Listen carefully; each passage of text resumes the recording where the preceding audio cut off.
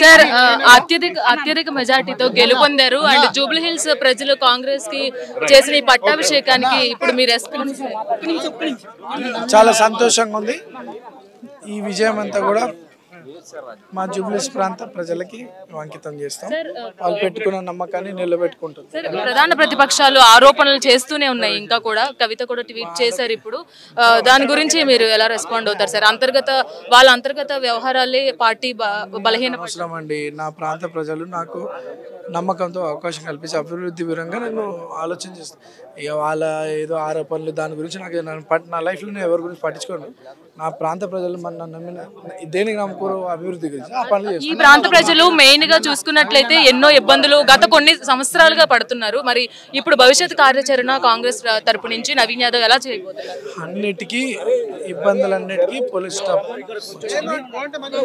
అంటే భవిష్యత్తులో నేను ఏదైతే లక్ష్యంతో ప్రజల్లో వచ్చిందో ఈరోజు భగవంతుడు రేవంత్ అన్న రూపంలో మా ప్రాంతానికి నాకు ఈ అవకాశం కల్పించాడు. ఇంకో 10 ఏళ్లు తిరుగుండదు కాంగ్రెస్ ప్రభుత్వానికి. ఈ జూబ్లీ హిల్స్ కి విజయం వల్ల నగరంలో కాంగ్రెస్ పార్టీని బలపరుస్తూ రేవంత్ అన్నని బలపరుస్తూ రాష్ట్రంలో ఇంకా కూడా కాంగ్రెస్ పార్టీని బలపరుస్తూ 10 సంవత్సరాలు కాదు కదా హ్యాట్రిక్ ముఖ్యమంత్రిగా అన్నని చూడబోతారు.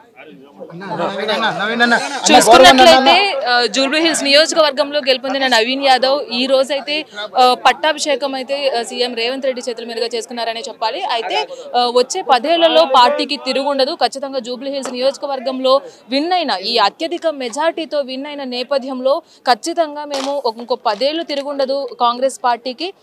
రేవంత్ రెడ్డి గారి ప్రభుత్వంలో నవీన్ యాదవ్ ఖచ్చితంగా జూబ్లీ హిల్స్ పెట్టుకున్న నమ్మకాన్ని నిలబెడతారని కూడా నవీన్ యాదవ్ చెప్తున్నారు. ఇది నవీన్ యాదవ్ తో face to face. Video journalist భానుతో రాణి, మెగా 9 టీవీ, హైదరాబాద్ నుంచి.